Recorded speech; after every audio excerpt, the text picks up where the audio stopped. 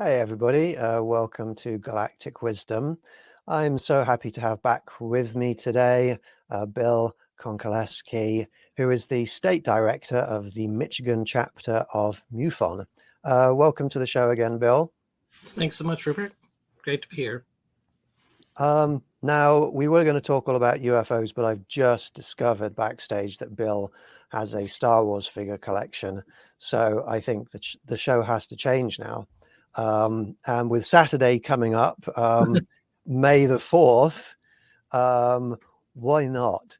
Bill, Yes. you have a Star Wars collection. Tell me about it. Yeah, I may even be able to find a picture. But so when I was a kid, I remember there was a documentary that came out a few years back about Star Wars figures back in the 70s and 80s. And it really captivated me because there was a quote that one of the people on the show said. He goes, back in the 70s and, early 80s, there were a lot of toys out for kids. He goes, but not really. Everyone just played with Star Wars figures. And I was like, yes, absolutely. That was my youth as well. I was 6 when Star Wars came out, and I was blessed to be able to see it in the theater.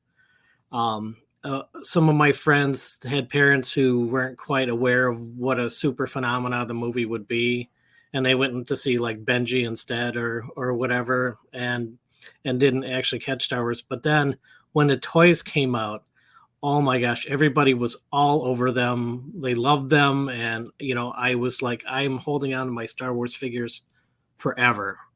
And then when I got into my early teens, at a time where I was actually no longer playing with my Star Wars figures, somebody in my family, and the culprit never fessed up, but I have my suspicions, said, well, here's some old toys Bill's not playing with anymore. Let's give them to his younger cousin. So without my knowledge, one day at my grandparents', I see my cousin, my little cousin, who is much younger, and Star Wars is not on his radar. These are just little things he could play with. And I'm like, wait a second, those are my Star Wars figures. And my family is like, no, those aren't yours. I'm like, look, C-3PO has the one wobbly leg, and the Star Destroyer commander is missing a thumb. And look, you can unscrew Greedo's head, because my Greedo's head fell off, and my brother actually found a way to stick a screw in it and screw it back on. I'm like, these are absolutely my Star Wars figures. And they're like, no, they're not. And to me, I was just aghast. They probably thought, here's some toys. Bill's not going to miss them. There you go. Give them to the cousin. But really, they were so much part of my heart and soul. I knew that they would be with me for my whole life until they weren't. And so I never got them back. But when I got old enough, with enough money, I went and I bought in several at a time, rebuilt not only just my collection, I got all the Star Wars figures, of which I'm aware from the original first 3 films, Star Wars, Empire Strikes Back, Return of the Jedi. And the new ones I have are actually, they all have their guns and lightsabers, etc. They're in plastic and they're graded. And I have them in a display case, much like the display case that you have behind you. And they're on display now, and they have been ever since. Well, fantastic. That is awesome. There's some people might just think we're talking about toys, but Star Wars, or maybe we're just talking about movies and toys, but Star Wars and some other movies, they're so much more than just a movie. There is galactic wisdom in Star Wars. There is the Force, which I think is very comparable to spiritual realities that are around us now. There's obviously moral considerations in the movies, good battling evil. How does one battle evil as a good person if it involves picking up weapons to hurt people? And that's something that Luke has to go through when he's training to be a Jedi, and he only ends up defeating the Emperor at the end because he knows when to not attack, when to put his weapon down, and to not be angry, and to not fight, and to seek more positive, loving ways of interacting with the bad guys. So I think it's Mhm. yeah, a lot of wisdom in there. And while that original trilogy stands head and shoulders above everything else Star Wars has done since then, I did appreciate the sort of a version of what you're describing in The Phantom Menace when Qui-Gon is fighting Darth Maul, and they suddenly are separated by this force field. And to observe what they do, Qui-Gon goes into like this meditative state, just sits there serenely, and Darth Maul paces back and forth like a panther or a cougar, and then the shield goes up, and then boom, they're back at it. But then they threw in the midichlorian thing, which I'm not a big fan of, but whatever. Yeah, it sounds like you and I are very similar in what we think about the originals and the prequels, and yeah, nothing quite matches up to the originals. One of the things that I think, and I think this is very relevant to our show, the Jedi in the original 3 movies, these were people or beings you could aspire to be. They were, I mean, and Ben was really the only example of a Jedi that we had, and he was wise and thoughtful and non-combative. He backed away from any kind of negative interactions. And now recently, when Jedi are depicted, and it started in the prequels also, but they've been depicted as less and less perfect, less and less of people to aspire to, and increasingly over the years they've become very flawed, and now in the most recent movies you have them completely collapsing, rejecting the Force, and ending up as grumpy old men, which is a shame. I don't know if you have a similar opinion about that. Yeah, I thought the follow-up trilogy was a real wasted opportunity. The thing about, to me, the biggest crime about 7, 8, and 9 is that at the end of 6, the characters got their happy end ever after. And it was like, yes, the good guys have, and then they just decide to bring them back out and unceremoniously kill them in awkward, unflattering ways that I think are undeserving of the status of the love for these characters. And they just use them as fodder for trying to be dramatic. Like, oh my gosh, everyone's going to flip when we kill this character. I mean, we flip when Ben Kenobi died, right? And then even Darth Vader and, Yoda. I mean, those deaths were meaningful, but here they seemed like let's do something, that will make this movie important. We'll kill one of the main characters. And, it's like, and then they just like, first movie was Han, second movie, it was Luke died in the second one. Yeah. And then Leia in the third one, if I get the order right. And it's just like, come on. And they never appear. And this is a common complaint, right?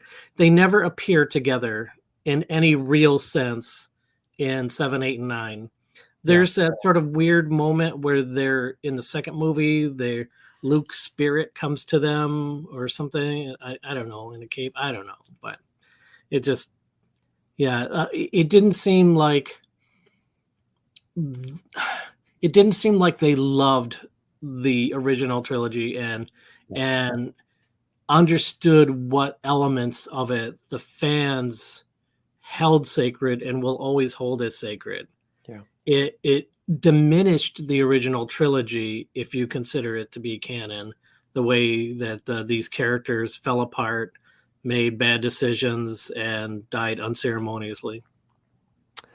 I completely agree. And if anybody who is watching this right now knows Kathleen Kennedy or George Lucas, or well, probably not George Lucas now, but any of the people that are just about to make some more Star Wars movies, Bill and myself, we're here to be advisors if you want to recapture the original magic of those original three movies. Anyway, Bill,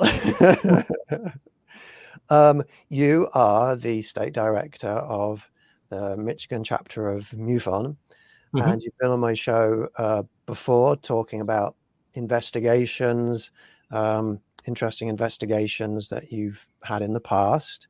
So today I'm hoping we could maybe talk a little bit more about some of your investigations. I'm also very interested to pick your brain because you're very knowledgeable about the history of UFO research and various different people out there who are trying to connect with these beings. So I'm just going to ask you a general question. Who would you, if you were to put out a timeline, say starting in the 40s or 50s, if you were to lay out a timeline of key researchers or figures in this field, who would you put on that timeline and why? Did not expect this question. If you want to just jump straight into your investigations, then that's okay.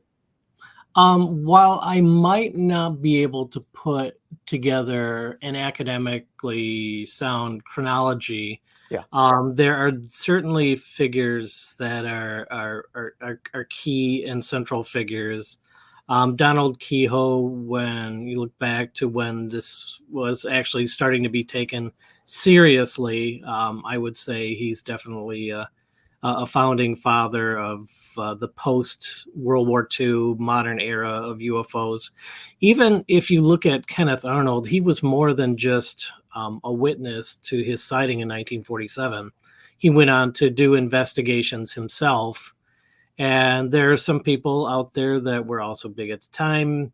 If you take somebody like Gray Barker, he had a fairly good run at first before he lost the faith, so to speak, or he started making up things that weren't necessarily true. And to me, it's a thing I call the Barker effect.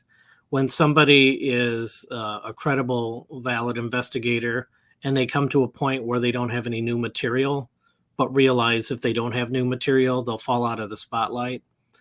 And, his perspective was that it was better to keep the conversation going than to necessarily be completely honest.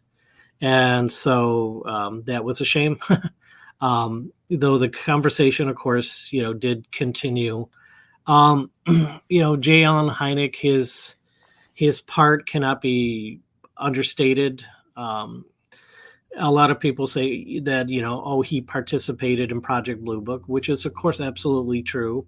And prior to that, he was also part of Project Grudge and Project Sign.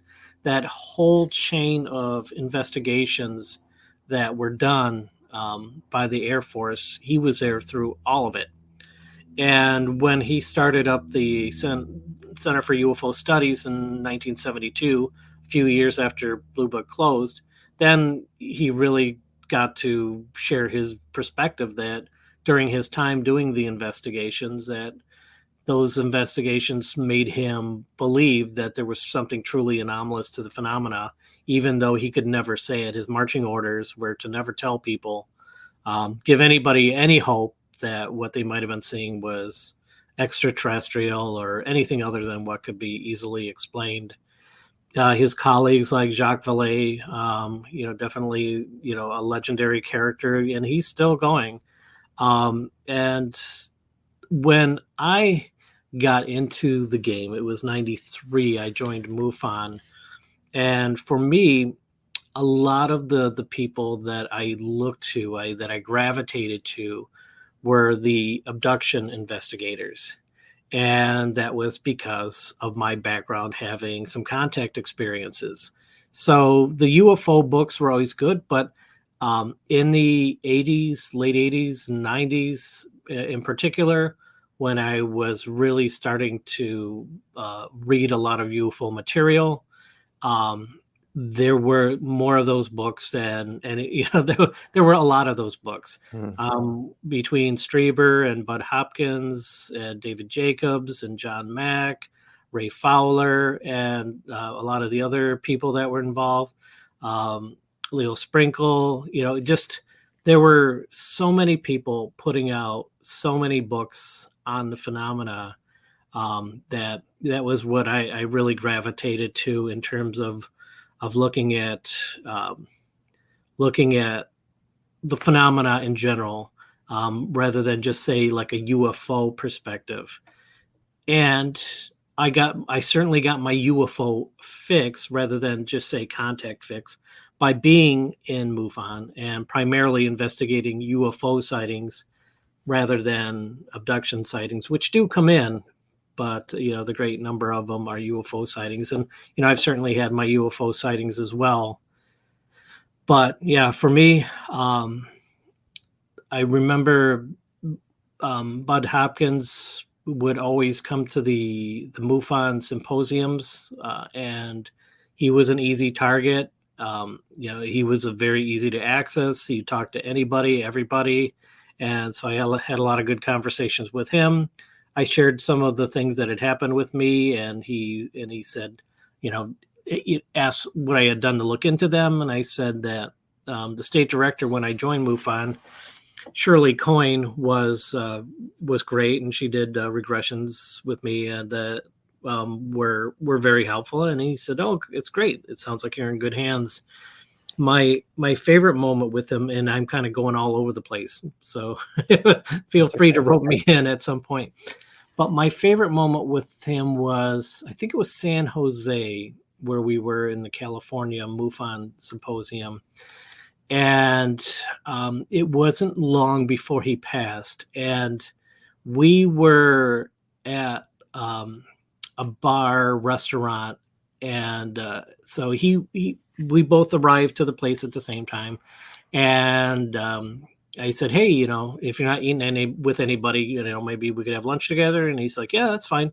So we're sitting there, and it just happened to be on the same day that they had this a social event where they had a bunch of young people have a sort of a pool party, like a mixer, like a singles meet and greet kind of a thing. And it was like mid-afternoon, and the liquor was flowing freely. And these young people were acting like complete fools, just acting really stupid. And, and these guys kept, like, for example, jumping up and doing these chest bumps with each other. And then their lady friends started doing that. And then they started throwing each other into the pool and just all sorts of stuff. And I remember, as we were done with the meal, just watching as these kids got liquored up and started acting more and more foolish. He looked at me, he goes, "It's a wonder why they even bother with us." And I thought that was a great quote of his that I always remember. Like, if this is what the human race is all about, why would anybody want to come down and bother with us? Yes. Increasingly, I feel like my perspective on the human race is becoming greater and greater as I relate to the human race and the human species less and less and less. And I look at the world today, and I see such violence widespread in wars and in just simple everyday interactions that it's exasperating to think about what humanity really is and always has been. when you look throughout history. So yeah, there is that question: why would they not just wipe us out? Why do they bother with us at all? But who knows? Maybe in the future, humanity will be able to evolve into something a little bit wiser. Yeah, I kind of like this. Somebody brought this up to me recently, and there's that thing that a lot of people in this space say that, well, if they were malevolent, they would have taken us out long ago or taken us over long ago. And this guy, I remember his response to that was, he's like, well, what if they need 10 billion of us? You know, to be their servants on some other planet or something. And we're almost there. We're almost to that 10 billion mark. And so I thought that was a funny, fresh approach to it. The interesting ideas. Yeah. I don't believe it. It was funny. And I never heard that before. I don't tend to believe that. Can I ask you, Bill, have you seen any evidence in your investigations for the possibility of time traveling non-humanoids?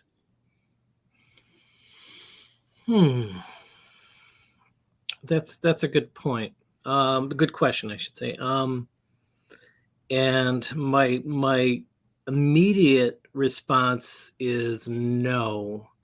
I would say the closest I come is seeing some of the things that are reported in UFO events being the type of things that time travelers from the future would do, particularly their deep interest and apparent meddling with nuclear facilities and things along those lines. That it's definitely possible that they have some sort of, program to tweak things a little bit. The only problem with that is if they're coming from the future to be observers, that's one thing. But if they're coming to manipulate the timeline for a better result, it's certainly possible that they could make a mistake, and one little change that they make could have dangerous unintended consequences. And then how would they be able to fix that? Because it would eliminate them on their way back to the future, and they would have never showed up in the first place. So, there's that sort of paradox thing. But you'd like to think it would be easy that, say, for example, that rumor about North Korea, they were going to launch some sort of missiles, obviously probably a test missile or whatever, but then it didn't work. And someone said, well, maybe that was the aliens doing that, maybe, or time traveler from the future, because maybe that would have caused trouble. Maybe, but it's again hard to see how they could, with any degree of certainty, be able to make a change in the past and hope it produces an ideal future. Yeah, of course, it does depend on the nature of time, and most of our assumptions about the nature of time and time travel are given to us not through science, but through science fiction. And it is common in science fiction for the idea that when you change something here or in the past, there's an immediate rewriting of the future. I personally don't see that as being a viable possibility. It just destroys all conservation laws for a start. But also I see there being evidence of time being two-dimensional. The implication of which is, as Yoda says in The Empire Strikes Back, the future is in motion. The future that is there right now can change, but I think it changes at the rate of our progression through time. So the future that they came from is just going to keep. I'm not sure which way my hands are going on my inverted screen, but the future that they came from just continues into the future. And it could be that our future comes up behind then and rewrites that future, but only at the rate of time. That's my theory, at least, based on as a space scientist, based on my observations of things going on that could be time travel related. You mentioned a couple of people at the start of your outlining of key figures in our timeline in the UFO field. The first was Donald somebody, and Donald Kehoe. and the second was Kenneth somebody. Kenneth Arnold. I was giving him some credit for being the sort of a amateur investigator that he was. I guess. I mean, I don't know how to really call anybody an expert or an amateur so much in this field in terms of being attached to military or scientific institutions. He was more of a freelance individual, and so maybe that's how I'm phrasing it. Yeah. What was the observation? What was the experience he had that you think was significant? Well, he had the sighting over, I think it was Mount Rainier. He was flying and he saw a group of, I believe it was 7 objects that were sort of crescent shaped. And as they flew, they had this sort of odd pattern where they would sort of skip across the sky. And he referred to them as flying saucers. He said they flew as though saucers were being skipped across the water. And therefore, that was his rationale for using the term flying saucer. And so many people think he coined the term flying saucer. But with a deep enough library like the type of that David Marler has, you can find evidence that people had actually used that term before Kenneth Arnold had used it, and to mean the shape of the object, not just the flying pattern. That's interesting. And can you tell us a little bit about Donald Kehoe? Okay, so he was certainly in the military. He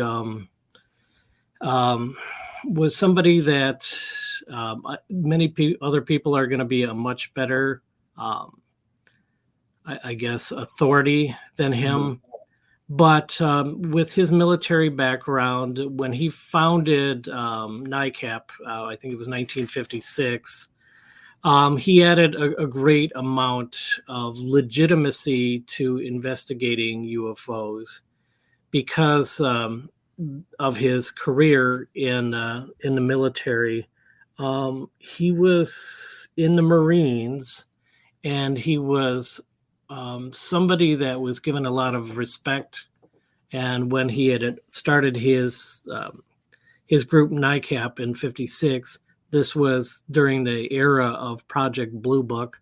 Project Blue Book seemingly trying to whitewash many of the sightings coming in, and Kehoe and his NICAP group coming out to say that there was a lot of validity to the sightings, and he was prolific, and he would always do an interview, and I think he put legitimate UFO investigations off on a good footing. That's awesome. Thank you. I just want to say hello to Diana. Thank you very much for being here. She saw Star Wars at the drive-in. I have a black hat. Cool. Yeah, I'm going to tell you a little bit about my Star Wars figures. I, like you, grew up with Star Wars figures around, and they were inspiring to me. The battle of, the idea of good people and beings working together in a cosmic environment, trying to overcome the forces of darkness. And as I said, the Jedi. So this was all very inspiring to me. And so I had all my Star Wars figures collected, and I had a lot of vehicles to go with them. And they were important to me and special to me. And even though that, yes, they're just toys, they remain special to me into my adulthood. And I had them all in storage in England. And about 10 years ago, I went back to England and I went into my storage and I took out all of the figures and thought, I'm going to start bringing these back from England to the US with me. I brought all my figures back. And then a couple of years later, when I went back to collect the rest of them, all of the vehicles had been stolen. They had been taken. And I lost, I don't know, 20, 30 different vehicles and play sets and things that had great sentimental value to me. So that was a big blow. I'm still upset about that. But what it did is it made me decide to replace them. And that has been a source of pleasure while I've had enough funds in my bank account to go out and replace them every once in a while. I have. And you noticed some of them sitting in the background, and there some of them are. So that's my little story. Seems like a very similar story, having a connection to them and then having them disappear and then reconnecting with them or new ones. Yeah, very similar stories. So, Bill, recently, have you been working on any interesting investigations? These days, I'm a little bit more of a bureaucrat, that's for sure. I'm within MUFON, and also talking about my personal experiences when and where I can. That's certainly true. I'm not sure if when I was on the last time on your show, if I had talked about some of the cases that I'd investigate. Like the most recent one that I was hands-on with, it was in Linden, Michigan. And I'll tell if I've told this before, you can certainly say that okay. Sounds familiar. But a gentleman called me one day and left a voicemail, and his only message on it was "call me." Now, I've spoken with hundreds of witnesses now, several hundred, maybe even over 1,000 altogether, but you can hear in their voice when they're making the report whether or not what they've seen is something that confuses them, gives them a sense of wonder, if it gives them a sense of trepidation. You can tell their mood, which is very important to me. A lot of data is collected on UFOs, but I'm always fascinated beyond the data how the person reacts to the phenomena. And sometimes when a person is having a very hard time with it, as this gentleman clearly was, well, a lot of times when people will call, they'll say, yeah, me and my sister drove to the grocery store, and then before we got out of the car, we saw this orange light move across the street, and so we followed it and then lost it behind the trees. And my sister said that she saw it go back the other direction and change colors, and that's my story. But this guy just said, call me, right? Most of the time, people give you a brief synopsis, a paragraph about what it is that they've seen, but that was his only 2 words. Anyway, so I could tell that he had a very hard time with whatever it was. I call him back, and he said that he worked in Linden, Michigan, and he had a work shift that started, I think it was like he worked from like 3:30 until noon. And he was driving down Linden Road, which is a very dark road, especially at 3:30 in the morning. And as he was driving on his normal route to work, he sees a glow up ahead to the right, left.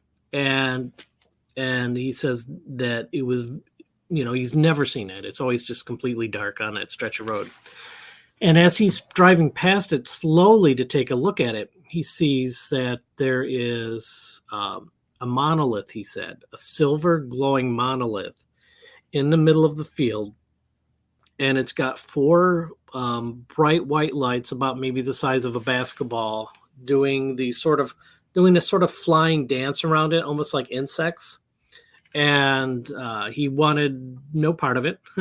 And he kept driving. And as he started to drive off, this orange teardrop shaped light shifted onto the road suddenly. And he said it was quite large, larger than his vehicle.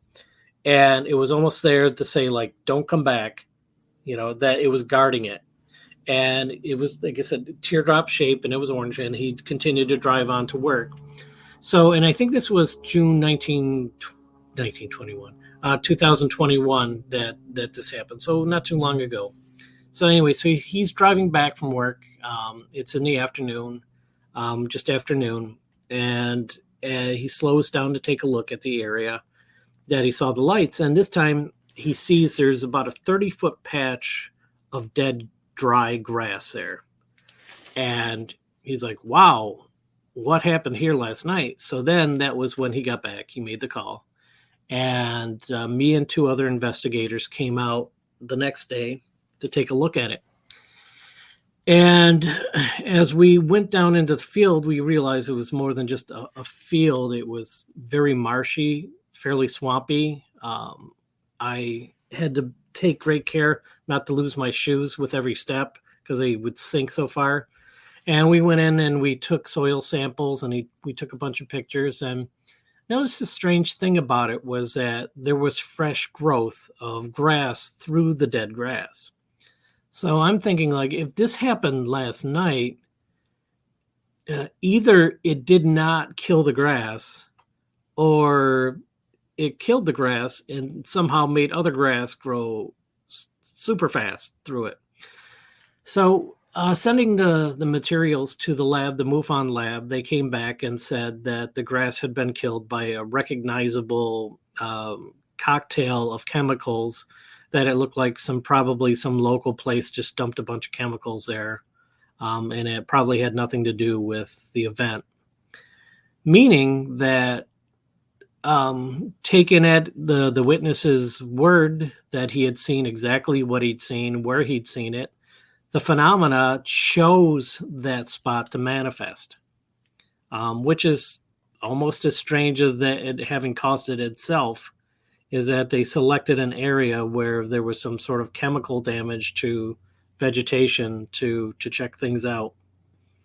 And so I thought that one was kind of a weird one.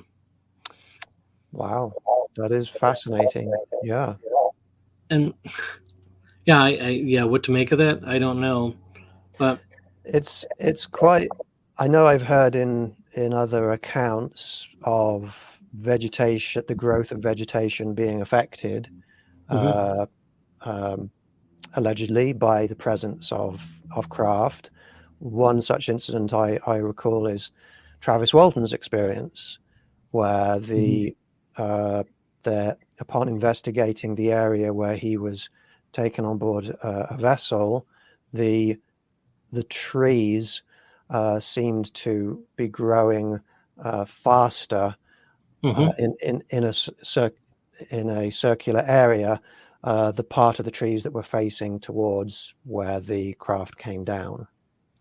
Yeah, the one of the main labs for MUFON used to actually be in Michigan, where I'm at, and I knew the gentleman that investigated the tree cores of Travis Walton's sighting quite well. I knew the guy quite well, and I got to see it. And yeah, I mean, it was really fascinating how quickly the number of tree rings that you got to see from the trees that were close to the event and the trees farther from the event.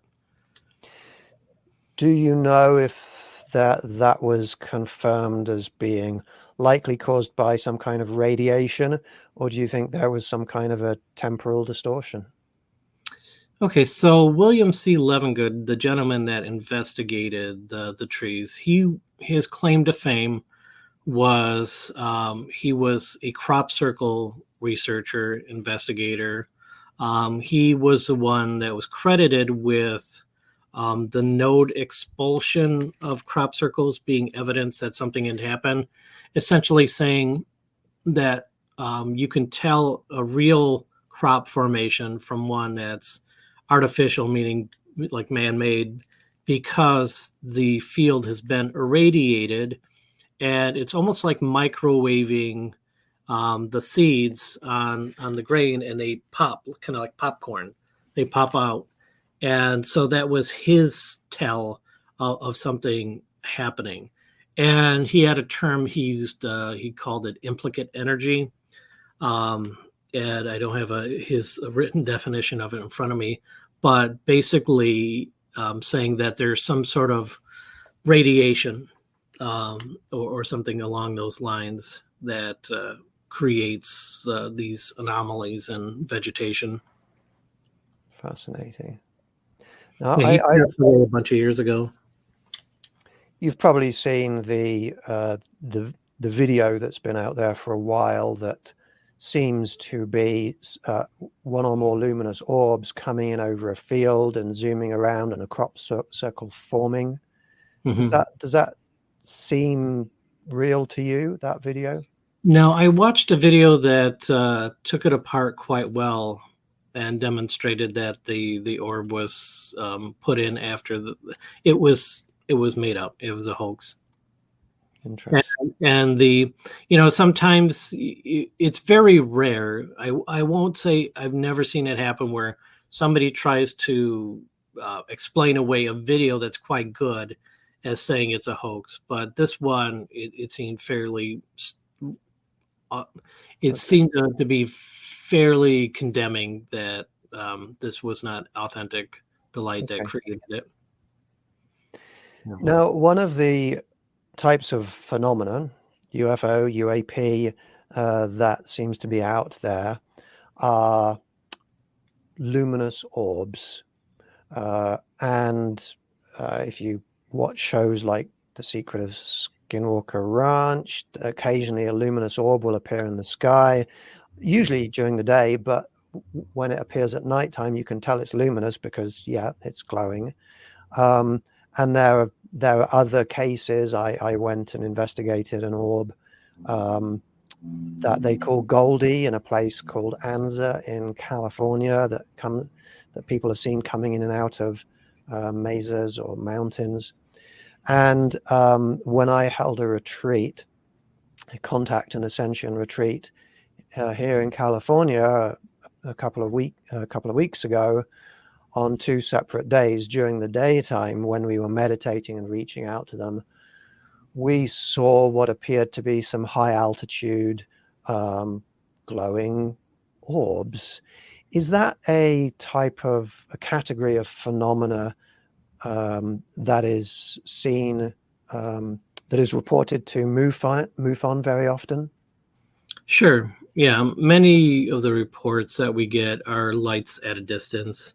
Some lights seemingly difficult to tell, seemingly difficult to get enough information to tell whether somebody saw something anomalous or if it was something explainable. They just didn't get as good a look at it or for as long of a period of time. But if somebody is used to looking at the sky and used to discerning the many points of light that are up there, and are sort of at least a self-trained observer, if not a more trained observer, then and then you say you saw something and it didn't follow any sort of rational flight plan or any sort of appearance that could be explained. I do see several cases that come across that are we have to say are unexplained. Yeah. There was, speaking of California, if I can tell a story I know from, and this one comes from a project. I don't think you were at one of the conferences where I talked about this very interesting project that the Center for UFO Studies did. So, and it ties back into Star Wars, oddly enough. So when Empire Strikes Back came out, there was this mall in. I'm talking about the project and the book. Then I'm going to talk about the orb story. So when the Empire Strikes Back came out, this mall in Texas asked CUFOS if they could put together a UFO display at the mall to tie in with the movie. And so their thought was, what's this got to do with that movie? But any exposure is good. So, yes, we're going to do it. And they did it. And it was like a big hit. And they built it up and they took it on the road to malls all over America and Canada. And in fact, a couple places outside America. And then it got so popular, they created a duplicate of it. So they had two of these touring. It was like from the, so Empire Strikes Back came out in 80, if I remember right. And then so they did it up in, I think, till like 91 or 92 even. So this was going for a long time. And they found, of course, when you put up a UFO display in a public place, people come and share their UFO stories. And so they collected them for the roughly decade or so that this project was going, and they put it into a book called Grassroots UFOs. The author is listed as Dr. Michael Swords. He's the one that collected the reports and categorized them and put them into easy read format and even threw some illustrations in. In fact, it's the book I always recommend to anybody who's curious about the UFO phenomena. They say, oh, what book should I pick up first? It's the book I recommend because it's a coffee table book and it's so well categorized. Whatever, there's a big plug for that book. And one of the stories in it, which comes from the sort of a desert area of California, not expecting again to talk about this, I forget the exact area, but it was an area where these two guys worked at this restaurant in the bar. And after the bar closed late at night, they shared a home that was within walking distance of the hotel. So they're leaving the hotel, walking back, and they see this green light flashing on and off. It flashes on 3 times alongside the side of the road. I mean, this is night. It's dark. There should not be a light just flashing there on the side of the road. And as they pass it, it turns red and starts to follow them. So they run back to their house with this red light following them. Again, about the size of a basketball, beach ball, or whatever. They go in the house, and the light is just strobing on and off across the street. And they lived fairly close to a high hill or low mountain, and they didn't know what to do. This thing seemed to just be waiting for them. And then what it did was it flew up several, probably 100 feet, and started a rock tornado underneath it. It sucked up all these rocks and started spinning them around at tremendous rate, and they're smashing into each other or whatever. And then all the rocks dropped, and the orb just sort of was up at the top of the high hill or low mountain, whatever. And it was just there, like saying, take that or whatever. And then it shot off and disappeared. So that's one of an orb story that I particularly enjoyed. These people had this sort of interaction with it. Playful in a way, maybe, but maybe menacing too. Yeah, well, it turns from green to red. Then you know you're in trouble. Yeah, very interesting. So we only have about 3 minutes left. I do want to let our audience viewers know that anybody that's interested, for anybody that's interested in my Patreon group, in 2 hours, I am going to be hosting a meditation, an astral projection to a location and a group of entities that we are calling the Galactic Council right now, but we don't know a lot about them, but we know that we're in communication with some group out there. If anybody wishes to join us for a group meditation, astral projection, and remote communication with a group of beings on a vessel that is out there, that may be a council or of some kind, then yeah, please join us in the Galactic Wisdom Patreon group, where you will find details. We have about 2 minutes left before we finish, Bill.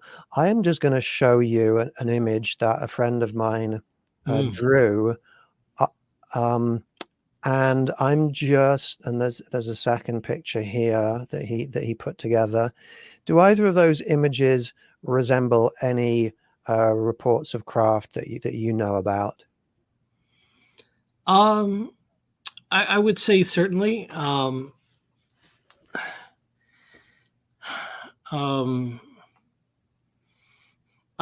don't. The reason I don't know if you want me to say this on your program is what I'm struggling with. Okay. Well, this is what I'm going to do then. I'm going to tell my story, and then backstage, if you want to stay behind afterwards, you can tell me the story, and I can relay it to viewers next week if you should so choose. I don't mean to be coy. Sorry.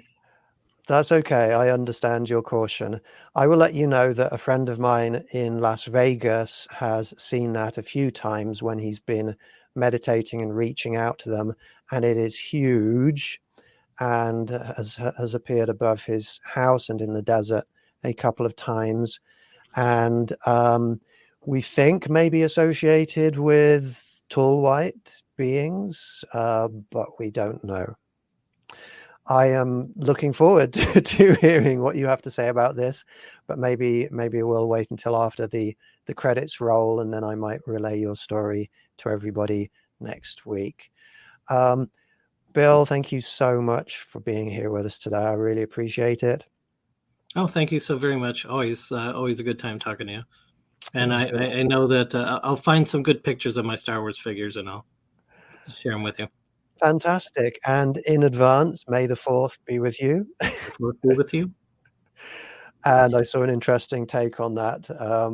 May the 4th Doctor be with you, which I'm going to have to be using, because the 4th Doctor is my doctor. Tom Baker? Yeah. My doctor too.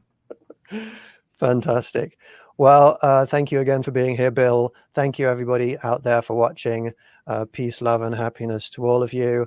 I look forward to seeing you next week. Take care. Goodbye.